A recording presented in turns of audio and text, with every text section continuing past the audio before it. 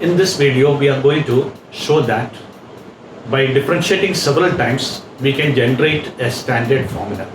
That's what we are calling as nth derivative. N times if we differentiate a function, can we generate each and every derivative by putting n's value 1, 2, 3, etc. That is called generalization.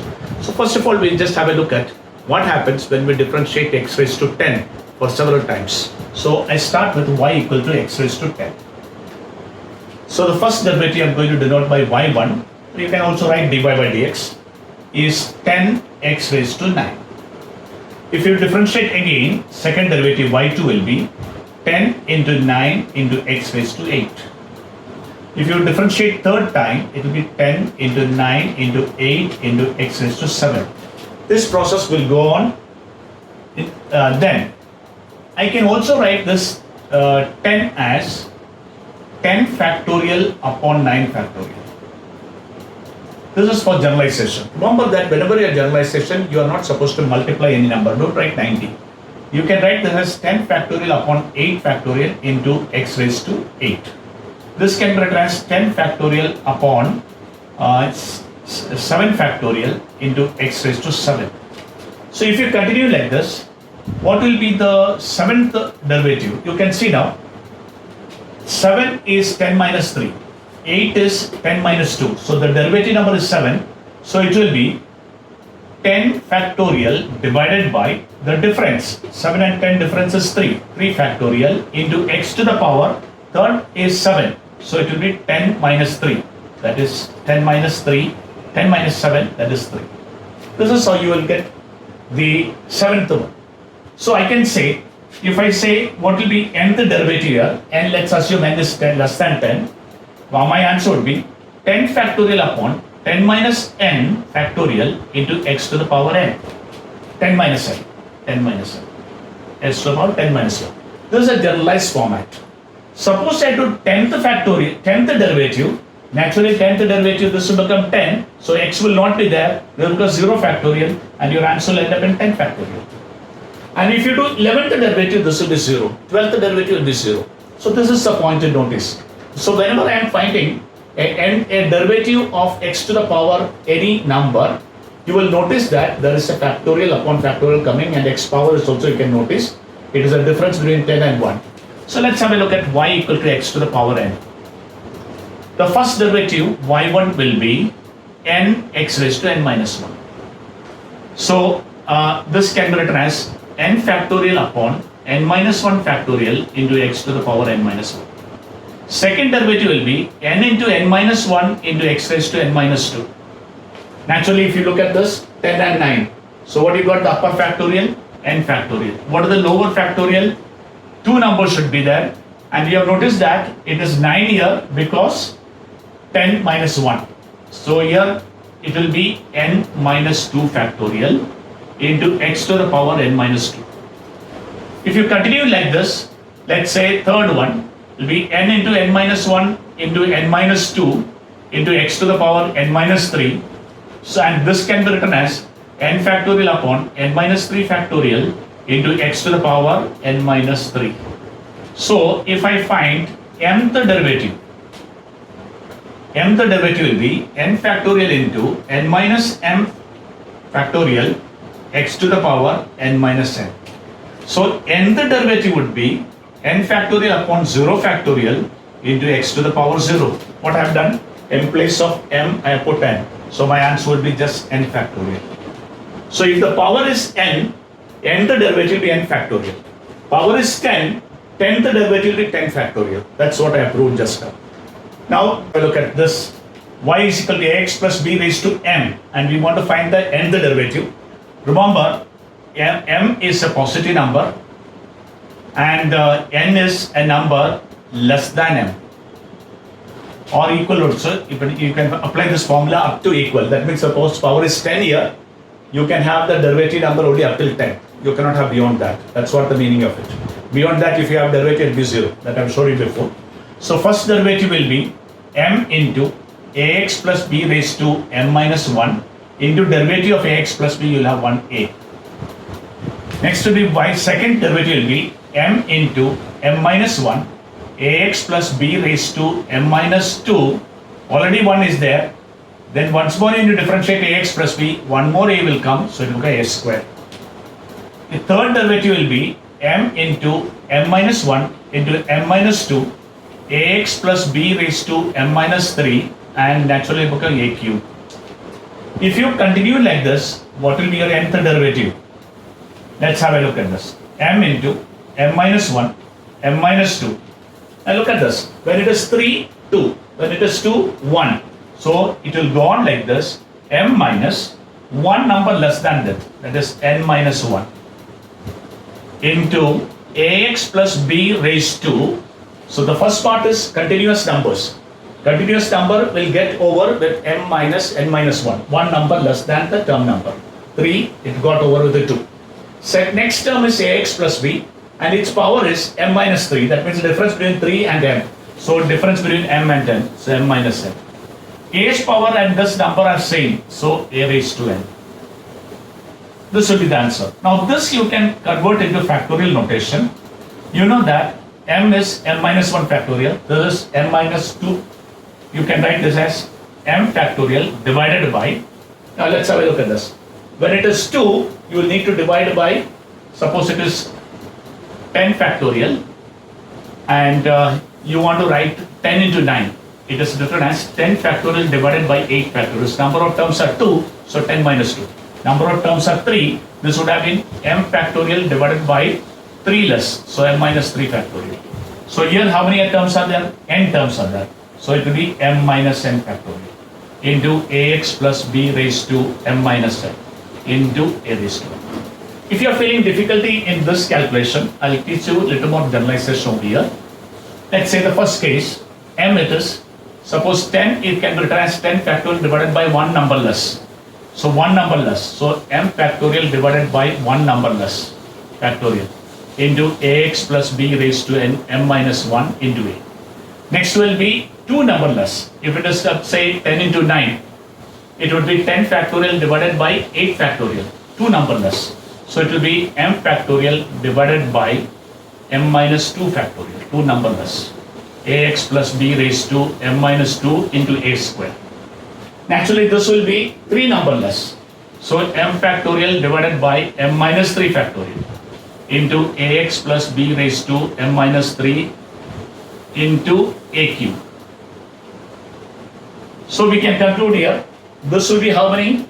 It will be m minus n will be the denominator factorial. When it is 3, m minus 3. When it is 2, m minus 2. When it is 1, m minus 1. So when it will be n, m minus 1 factorial. This will be your answer for nth derivative of ax plus b raised to n. Remember one thing, if n becomes equal to m, that is if you find out n and m are equal, that means the power and the number of derivatives are equal. In that case, this will become 0 factorial and you will end up only with m factorial as your answer. This will become 0 and also a raised to n will be present. N or m, whatever you can say. If it is m here, then it is m here also. So if there are power is m, then a's power also will be m here. Y equal to 1 by x. That means x raised to minus 1. The first derivative y1 minus 1 into x raised to minus 2. Second derivative y2 minus 1 into minus 2 x raised to minus 3. Do not multiply in whenever you are generalizing. Keep it as it is. Generalization is possible only if you continue writing the numbers as it is without multiplication. Now let's have a look there. How many minuses there? Only 1 minus. 1 minus 1 raised to 1 and you can write 1 factorial x raised to minus 2. This how many times minus? 2 times. Minus 1 square. 1 into 2 gives you 2 factorial into x raised to minus 3. This can be written as minus 1 cube, 3 factorial and x raised to minus 4. Now it is very easy for you to generalize it. So the nth derivative would be, you can see 3 power is 3. So minus 1 raised to n. 3 factorial. So n factorial. X power minus of n plus 1. 1 more than, the numerical number is 1 more than the derivative number. So minus 1 raised to n factorial divided by x raised to m plus 1 will be your nth derivative. So if suppose I want to find out 7th derivative, I can put n as 7 here, 7 factorial, x raised to 8 will be the answer. So you can calculate any number of derivative by using this formula. Let's try y equal to log ax plus b. First derivative will be 1 upon ax plus b into derivative of ax plus b, that is into a.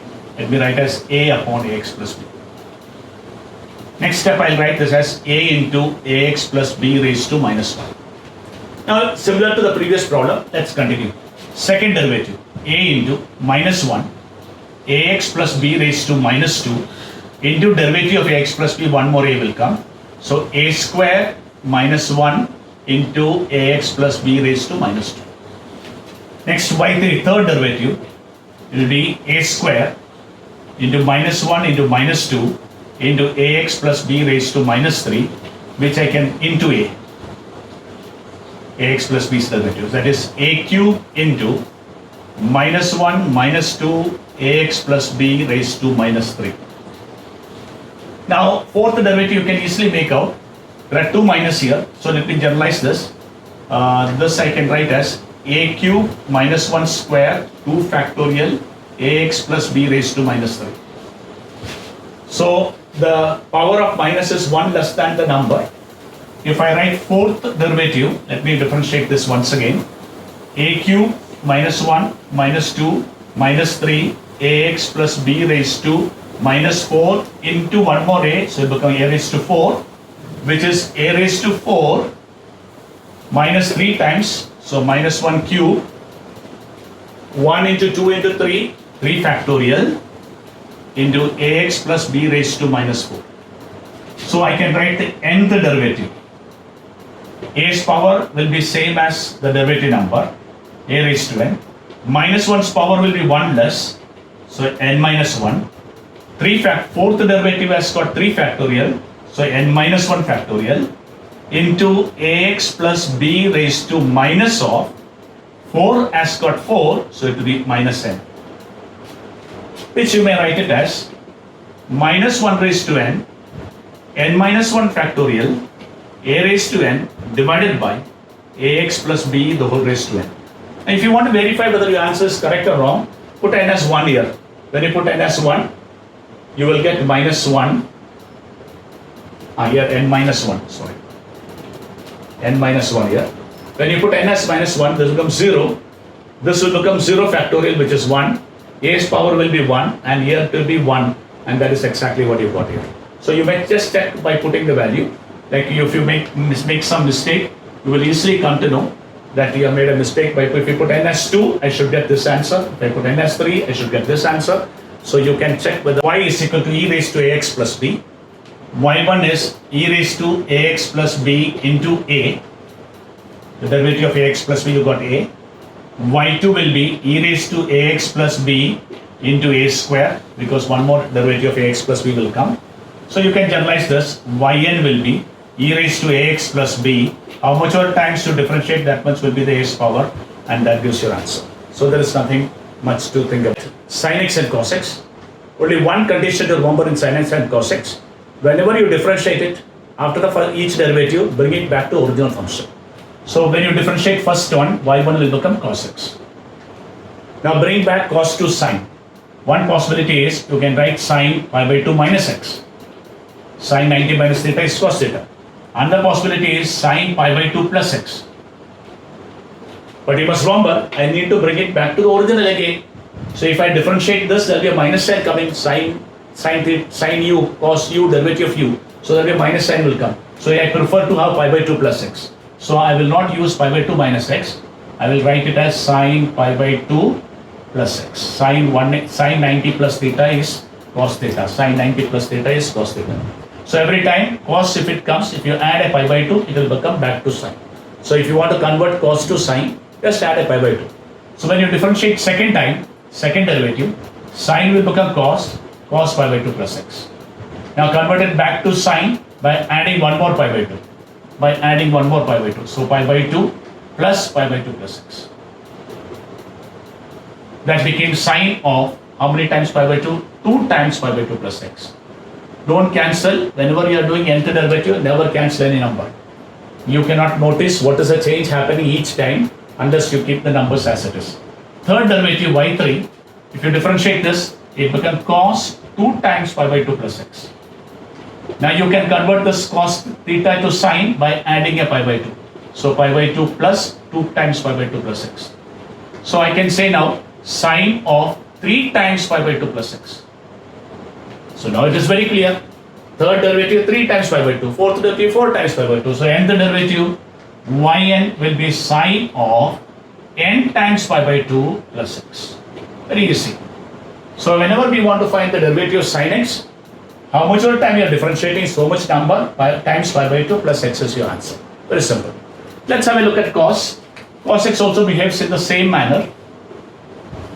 Y equal to cos x. You may pause your video and try once yourself. Y equal to cos x.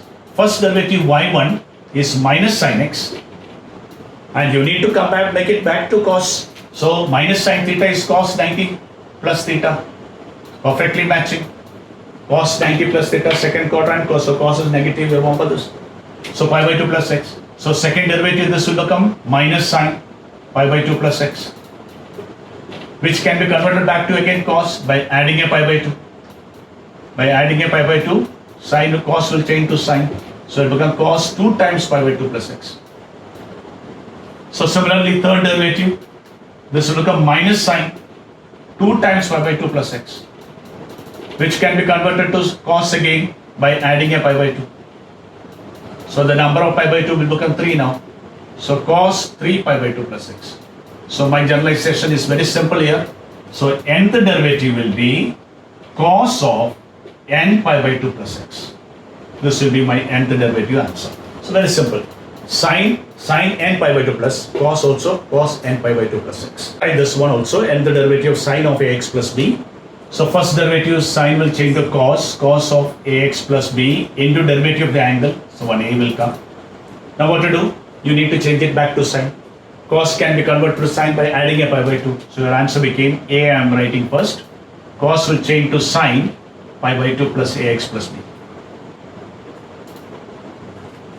Again, differentiate second time. A will remain as it is. Cos of pi by 2 plus ax plus b into derivative of the angle will give one more a. So your answer became a square sine. Add one more pi by 2, so that cos converted to cos has to be converted to sine. So add one more pi by 2. So 2 times pi by 2 plus ax plus b. So without saying further, you know easily a into, when you differentiate this, cos of 2 pi by 2 plus ax plus b into a, that became a cube into sine of 3 pi by 2 plus ax plus b. How it became 3 pi by 2? This was cos. When you convert it to sine, one more pi by 2 is added. So our nth derivative yn will be a raised to n. Third derivative 3. Nth derivative n. Sine of how many times pi by 2? N times. Third derivative 3 times. Nth derivative n pi by 2 plus ax plus b. Now check your answer whether it's correct. If I put n as 1, I should come to this answer. Perfectly matching. Hence your answer is also. Before I change to the nth derivative, one small thing I want to make you recollect. If I give you a sin x plus b cos x, this can be converted to sine of a x plus a, as this format. Of course, there will be some extra number over here. This can be converted to this format. It can also be converted to cos. By arranging this as sin a plus b formula or cos a plus b formula. Let's have a look at it. So I can divide and multiply with root of a square plus b square.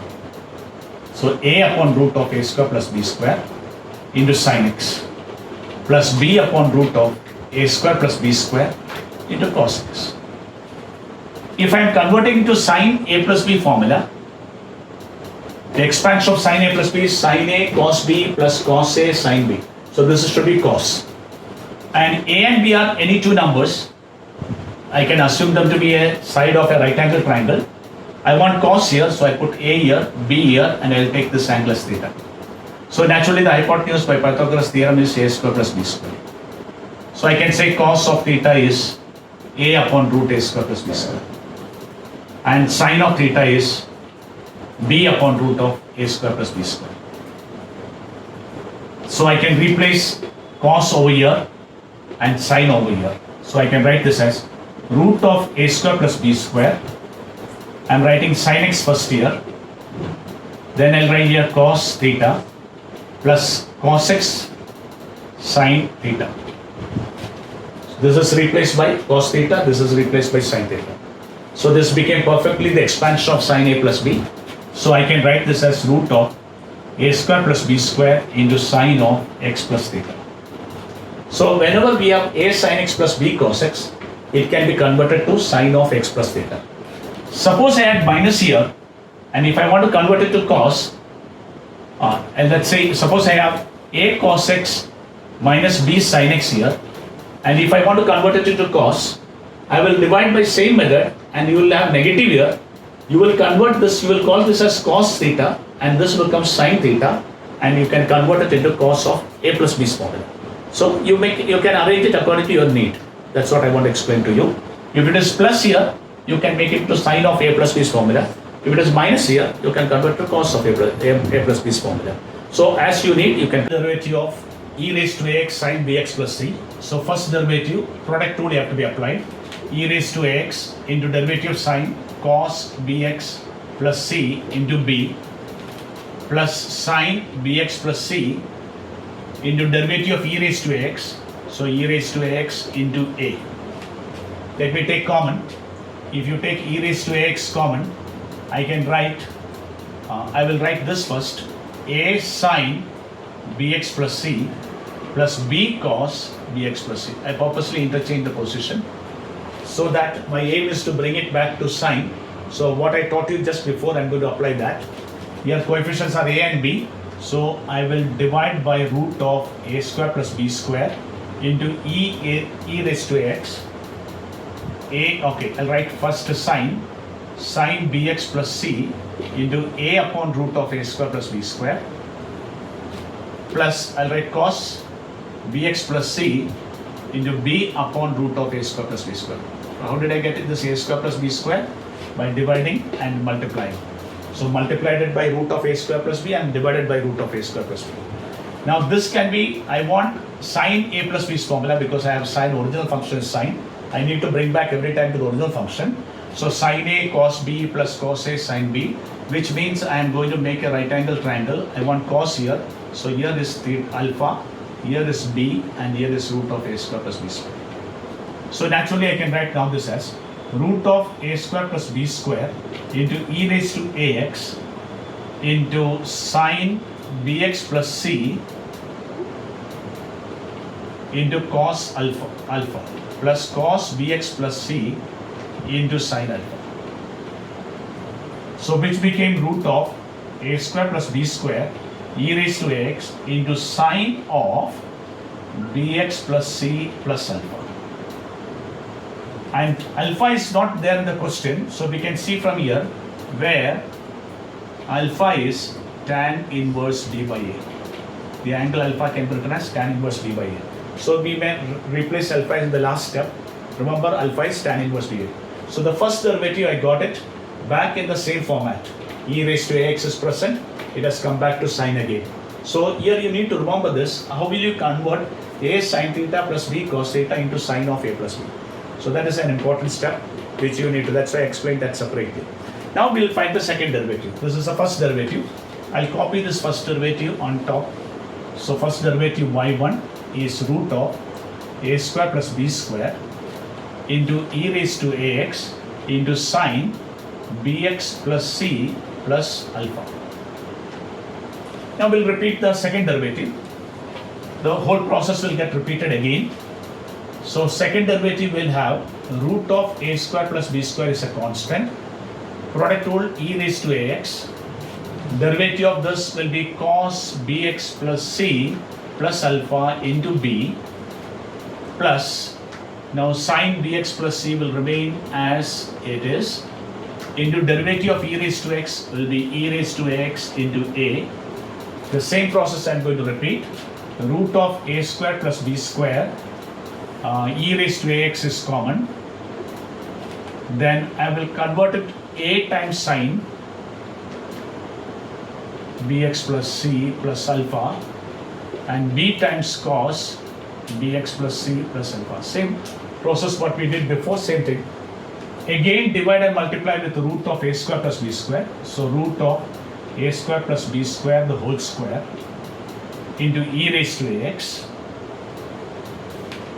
This sign I'm writing as it is, sine of bx plus c plus alpha into a upon root of a square plus b square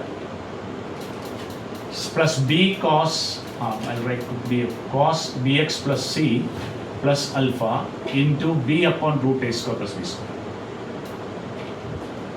Because I need to come back to sine again, that's why it is done that way. Now this is cos alpha and this is sine alpha. By the previous step we had done that. So this will change to root of a square plus b square e raised to ax. This becomes sine of bx plus c plus 2 alpha. So the second derivative will have 2 alpha and the power will be 2. So naturally, if I take third derivative, what's the change you notice? This became square. This became 2 alpha. So third derivative, root of a square plus b square, the whole cube it will become. E raised to ax will remain the same. Sine of bx plus c plus 3 alpha. So every time you will see the power changing and alpha changing. So I can now generalize it. Nth derivative will be the nth derivative yn will be root of a square plus ax a square plus b square. Root means half, this is 3 by 2, so n by 2 e raised to ax sine bx plus c plus n times alpha. Alpha is tan inverse b by a. So this will be your final answer. This will be your nth derivative. I have replaced alpha by tan inverse b by a that we have written at the beginning. So we can write the nth derivative in this manner.